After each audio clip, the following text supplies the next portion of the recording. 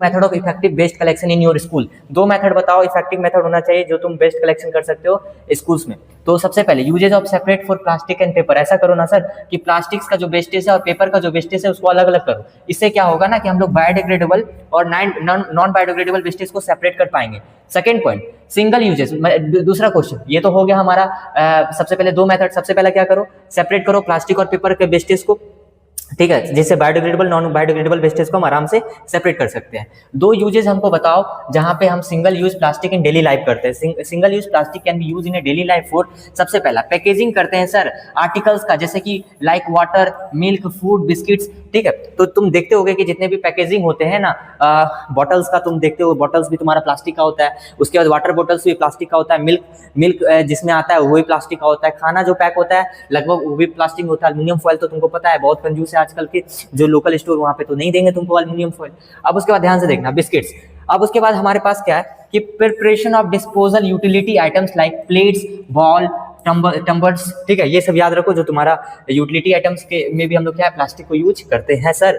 तीसरा question, if we discontinue the use of plastic, how can environment friendly substitute be provided? अगर तुम क्या करते हो, प्लास्टिक का यूज करना बंद कर देते हो तो तुम कैसे उसको सब्स्टिट्यूट क्या करोगे? अरे कपड़ा यूज करेंगे। देखो, environment friendly and disposable items form of cloth और जूट, जो तुम्हारा क्या डिकम्पोज इजिली हो जाए तुम उसको यूज करो ना भाई। कपड़ा को यूज करो, जूट को यूज करो, है कि नहीं? देखते हैं microbes with work similarly in landfill sites as they work in a laboratory. Laboratory में जैसे माइक्रोब्स काम करता है तो लैंडफिल्स में क्या करते हैं सर, हर एक ऐसा वेस्ट को डालते हैं, उसके बाद मिट्टी का एक लेयर लगा देते हैं ताकि ये वेस्ट क्या करे, कहीं ना कहीं हमारा एक वेस्ट सेपरेट हो जाए, है ना। ऐसा वेस्ट या फिर बायोडिग्रेडेबल वेस्ट को भी तो कभी कभार हम लोग क्या करते हैं, गड्ढा करके डाल देते हैं ताकि वहाँ पे हमारा क्या है एक फर्टिलाइजर टाइप से बन जाए, सोइल का फर्टिलिटी वापस आ जाए। बेसिकली लैंडफिल्स हम लोग बड़े बड़े जो कचड़े होते हैं, कचड़े मतलब कि जो नॉन बायोडिग्रेडेबल होते हैं उसके लिए भी लैंडफिल्स हम लोग करते हैं, ठीक है। और देखा जाए तो हमारे पास बायोडिग्रेडेबल से तो हम लोग क्या मैन्यूर बनाते हैं ना, उसका बायोगैस का भी प्रोडक्शन करते हैं। ये सब तुमको पता होना चाहिए, ठीक है।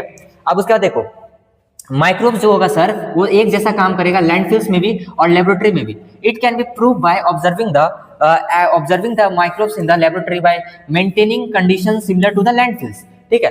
अब देखो इसको कैसे हम ऑब्जर्व कर लेंगे, तुमको लेबोरेटरी का जो कंडीशन है वो लैंडफिल्स में प्रोवाइड कर दो ना, माइक्रोब सिमिलर काम करेगा। फिर से पढ़ देते हैं, ध्यान से सुनना क्या लिखना है। Microbes work in both landfills and laboratory. It can B proved by observing the action of microbes in the laboratory by maintaining conditions similar to the landfills.